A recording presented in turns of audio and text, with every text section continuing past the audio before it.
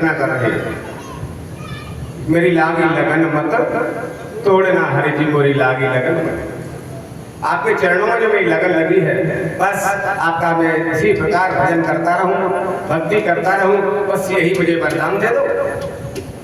भगवान कहते हैं ध्रुव घर से काय को आई आता है कि हम गद्दी पे बैठेंगे, राजा बनेंगे, अपनी माँ को राजमाता का पद बुलाएंगे।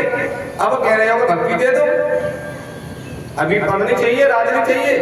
कि महाराज पहले हमको तो ये गद्दी थी, अरे राज गद्दी ही बहुत बड़ा ऊंचा पद लगता था, इससे बड़ा कोई ऊंचा पद है ही नहीं। राजा बन गए तो सब कुछ प्राप्त हो गया, सबसे बड़ा सुख राजा बनना है, गद्दी पे बैठना है। लेकिन ये तो संसार की गद्दी है, यहाँ मिली है और 5 साल में गद्दी छूट जाती है, फिर चुनाव होता है, फिर गद्दी मिलती है। इसलिए ऐसी गद्दी नहीं चाहिए हमें तो ऐसी गद्दी चाहिए जो कभी न छूटे। आपके चरणों की भक्ति चाहिए, निरंतर आपके दर्शन होते रहे, भक्ति चाहिए आपकी। जब इस प्रकार से कहा, आज भगवान गदगद हो गए। भगवान ने अपना 5 जन्म शंख कपोल से लगाया ध्रुव जी महाराज के लिए। 4 वेद 6 शास्त्र 18 प्राण कंठस्थ हो गए, भगवान की भक्ति प्राप्त हो गई। भगवान कहते हैं ध्रुव मेरी भक्ति तो तुम्हें मिलेगी, वैकुंठ का पद तो तुम्हें प्राप्त होगा ही, लेकिन तुम जिस कामना से आते हैं, जो व्यक्ति जिस कामना से संकल्प करता है पूजा पाठ का, तो भगवान उसकी कामना संकल्प वाली पहले पूरा करते हैं, फिर जो भक्त मांगता है वो भी देते हैं। तो आज तो ये 36,000 वर्ष राज्य प्राप्त होगा, उसके बाद में ध्रुव लोक प्राप्त हो जाएगा, तेरे नाम से ही लोक होगा। आज ऐसा वरदान देकर के भगवान अंतर ध्यान हो गए। ध्रुव जी महाराज जब लौट के आते हैं, उत्तानपाद राजा को बड़ा कष्ट हुआ, मैंने अपने बेटे को गोदी में नहीं लिया, बड़ी विडंबना होगी, मेरा संसार में विडंबना हो जाएगी। राजा क्या न्याय करेगा जो अपने बेटे को गोदी में नहीं ले सकता है, वो न्याय क्या करेगा? इसलिए मेरी विडंबना होगी। ऐसा जान करके औंधे मुंह पड़े रो रहे थे। तब नारद जी पहुंचे, उन्होंने समझाया चिंता नहीं करो राजन, तुम्हारा बेटा कोई साधारण नहीं है, तुम्हारे बेटे को भगवान के दर्शन होंगे और वरदान लेकर के आएगा, चिंता मत करो। मैंने उसकी परीक्षा ली है, वो भगवान का भक्त है, उसे भगवान जरूर दर्शन देंगे। जब नारद जी ने समझाया, गुरु ने समझाया, तब उत्तानपाद को थोड़ी शांति मिली और 5 महीने के बाद भगवान के दर्शन करके भगवान का आशीर्वाद लेके लौट के आते हैं। राजा उत्तानपाद ने आज अपने पुत्र के लिए ऐसा सम्मान किया जैसे दूसरे राजा को लेने के लिए, अगवानी के लिए हाथी घोड़ा रथ लेके आते हैं, ऐसे स्वागत में हाथी रथ घोड़े लेकर के गए। सम्मान के साथ अपने पुत्र को लेके आए, वो अपनी गद्दी पर बैठा दिया और कहा बेटा हमारा पूरा जीवन निकल गया, लेकिन हमने भगवान का नाम नहीं ले पाया, और तूने 5 वर्ष की अवस्था में 5 ही महीना में भगवान के दर्शन कर लिए। मनुष्य का जीवन कब तक सफल होता है? हम कितना भी धन कमा लें, कितना बड़ा पद मिल जाए, कितना भी नाम हो जाए, लेकिन हमारा कल्याण होने वाला नहीं है। कल्याण कब होगा? कि ऐन ही परमो लाभ उत्तम श्लोक दर्शन, जो अपने गुरु के दर्शन करता है, भगवान के दर्शन जिसे हो जाते हैं, बस उसी का जीवन सफल है। अन्यथा पुनरपि जन्मम पुनरपि मरणम और पुनरपि जननी जठरे शयनम, बार बार जन्म होता है, बार बार मृत्यु होती है, 84 लाख योनियों में भ्रमण करना पड़ता है। मनुष्य का जीवन कब सफल होता है? जब भगवान के दर्शन हो जाए। ध्रुव तूने 5 ही महीना में दर्शन कर लिए, आज तू यहाँ इस राज्य को तुम संभालो। अपने पुत्र को राजा बना करके उत्तानपाद भगवान का भजन करने जंगल में चले गए।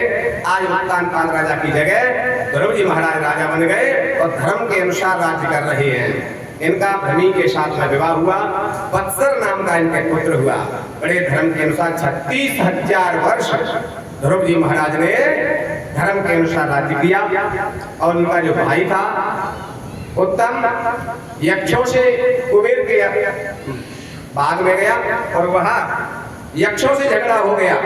किसी यक्ष ने उत्तम को समाप्त कर दिया।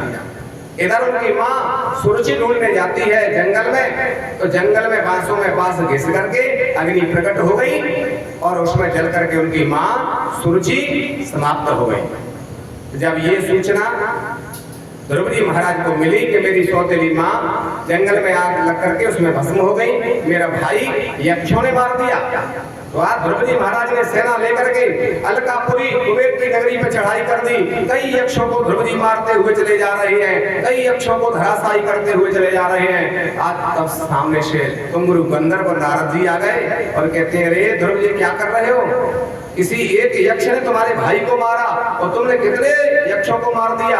और जो भगवान के भक्त होते हैं वो लड़ाई झगड़ा नहीं करते, मारकाट नहीं करते हैं। भगवान के भक्त होते हैं वो तो सब में भगवान के दर्शन करते हैं। सिया राम मैं सब जग जानी, करह प्रणाम जोर जग पानी। सब में जब भगवान है तो किसको मारना, किससे लड़ाई करना, किससे वैर करना, किससे प्रेम करना, सब में भगवान है। घटघटवासी परमात्मा सब में विराजमान है, तो किससे हम दुश्मनी करें, किससे प्रेम करें? ये भक्त का काम नहीं है मारना काटना, ये तो छोटी बुद्धि वालों की सोच है। तुम तो भगवान के भक्त हो।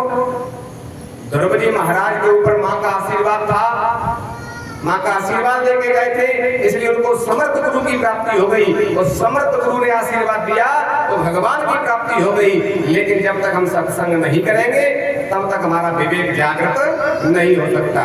तुलसी बाबा कहते हैं कि बिन सत्संग विवेक न हो। बुद्धि तो सबके पास है लेकिन विवेक कब मिलेगा?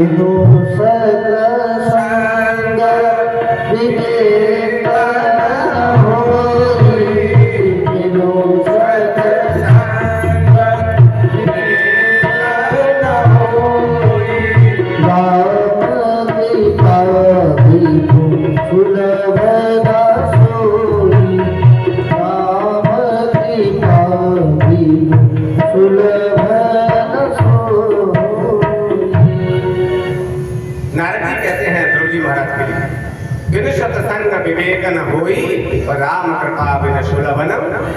जब तक गुरु कृपा नहीं होगी, भगवान की कृपा नहीं होगी, तब तक हमें सत्संग नहीं मिल सकता। और जब तक सत्संग नहीं मिलेगा हमारा विवेक जागृत नहीं होगा।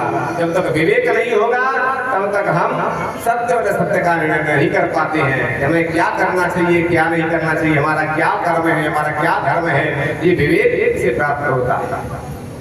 तब जाकर के नारद जी का सत्संग प्राप्त हुआ, तो गुरु गंधर्व का सत्संग प्राप्त हुआ है ध्रुव जी महाराज के लिए। और कहा कि देखो जिसका विधान, जिसके हाथ से मरना लिखा हुआ है उसे वो भोग नहीं पड़ता, उतने ही दिन रहता है। ना तो किसी को एक श्वास ज्यादा मिलती है ना कम मिलती है। भगवान का विधान कभी बदल नहीं सकता। तो आज समझाया है गुरु ने, वह समझ में आ गई क्योंकि उनका समय इतना ही था, इनके हाथ से ही था समय था। इसलिए आज ध्रुव जी महाराज ने मार काट बंद कर दी, लड़ाई झगड़ा बंद कर दिया और अपने राज्य में आ गया। 36 वर्ष राज्य किया। उसके बाद अपने पुत्र वत्सर को राजा बना करके भगवान का भजन किया। जब उनका समय आया तो स्वर्ग से विमान आ गया। विमान में जैसे बैठने को तैयार हुए ध्रुव जी महाराज, तो सामने से देवी आ गई और वो कहती है, अरे भगवान के भक्त होकर के तुम हमारा अपमान कर रहे हो। आज उन्होंने कहा हमने क्या अपमान कर दिया देवी, तुम्हारा परिचय? तो उन्होंने कहा कि हमारा मृत्यु देवी नाम है, ये मृत्यु लोक हमारा है। यहाँ सब अपने कर्म के अनुसार आते हैं, लेकिन जब तक मृत्यु नहीं होती दूसरे लोक में नहीं जाते। जब इस प्रकार से कहा तो मृत्यु देवी ने जैसे ही कहा तुम मेरा अपमान करके जा रहे हो, बिना मृत्यु के जा रहे हो। ध्रुव जी कहते हैं जब किसी ने तुम्हारा अपमान नहीं किया तो हम क्यों अपमान करेंगे, बैठ जाओ भगवान के नीचे। जैसे ही बैठ गए, बोली वृंदावन बिहारी लाल की जय हो। जैसे ही विमान पर मृत्यु देवी बैठी तो आज ध्रुव जी महाराज के चरण का स्पर्श हुआ। भगवान के भक्त के चरणों की रज लगती है तो हमारा विवेक जागृत हो जाता है, हमारा पुण्य उदय हो जाता है। आज ध्रुव जी के चरण की रज मस्तक से लगी। आज मृत्यु देवी गदगद हो गई और कहती है देखो आपके चरणों की की रजपानी से मेरा भी उद्धार हो गया, मेरा भी कल्याण हो गया। अब तुम्हें मरने की जरूरत नहीं है, मैं तुम्हें आशीर्वाद देती हूँ कि तुम इसी शरीर से ध्रुवलोक चले जाओ। ये है भगवान की भक्ति कि मृत्यु भी जिसको आशीर्वाद देती है, ये भगवान की भक्ति है। ये गुरु कृपा है, इस पर गुरु कृपा हो जाए उसे मृत्यु भी आशीर्वाद दे के चली जाती है, मृत्यु भी उसके पास नहीं आती है। जो भगवान के भक्त होते हैं, गुरु की सेवा करते। ध्रुव जी महाराज सशरीर विमान में बैठ करके ध्रुवलोक पहुंचे हैं। ध्रुवलोक में जाने लगे, उन्होंने कहा कि मेरी माँ तो पृथ्वी पर रह गई, मैं वैकुंठ जा रहा।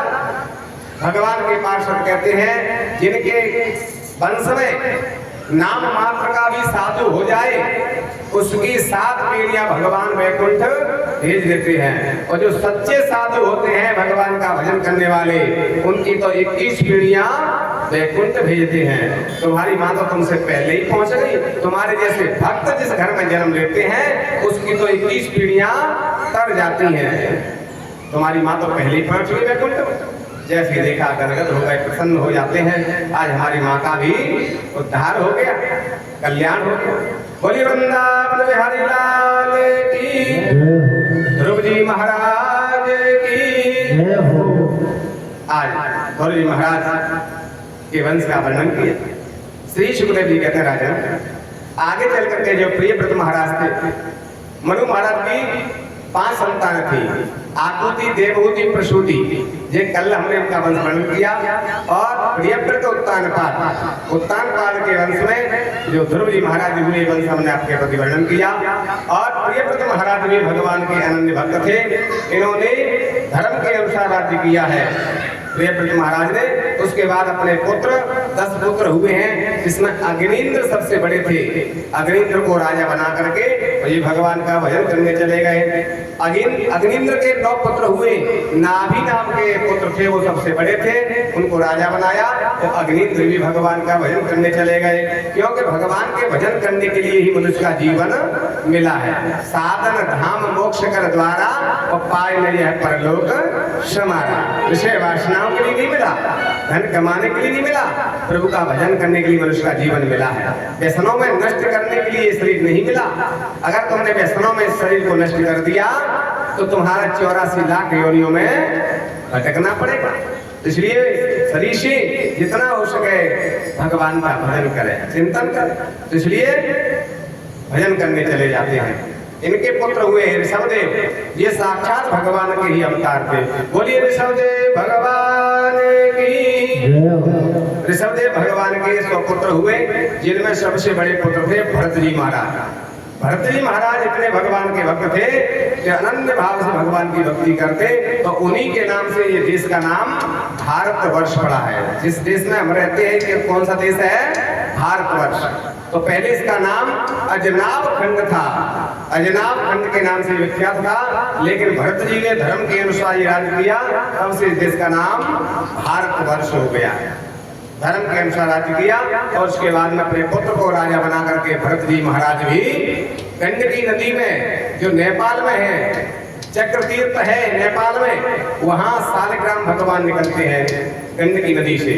उसमें से साक्षात नारायण भगवान है। और नर्मदा में निकलने वाले शंकर भगवान है, नर्मदेश्वर है। 2 देवता नदियों से निकलते हैं, साक्षात भगवान है, उनकी प्रतिष्ठा नहीं करानी पड़ती। बोलिए शालिग्राम भगवान की, नर्मदेश्वर भगवान की, सदगुरुदेव भगवान की। सभी अपनी जगह पे बैठ कर प्रणाम कर लेंगे तो अच्छा रहेगा। वहीं से गुरु महाराज सबको आशीर्वाद देंगे। गुरु महाराज को रोके नहीं, रास्ता दे दें, वहीं से बैठे बैठे प्रणाम कर ले। सबको आशीर्वाद देने ही भगवान आए हैं। गुरुदेव भगवान सबको आशीर्वाद देंगे। जहाँ जो बैठे हैं वहीं से प्रणाम कर लें, गुरु महाराज का आशीर्वाद वहीं से प्राप्त करेंगे। बोलिए सदगुरुदेव भगवान की। और सभी बैठ जाए, जो खड़े हो गए हैं वो बैठ जाए अपने स्थान पर बैठ करके, और गुरु महाराज से वंदना करेंगे, गुरु महाराज की स्तुति करेंगे। बोलिए सदगुरुदेव भगवान की। आइए गुरु महाराज की वंदना करते हैं। स्वागतम गुरुदेव, स्वागतम गुरुदेव।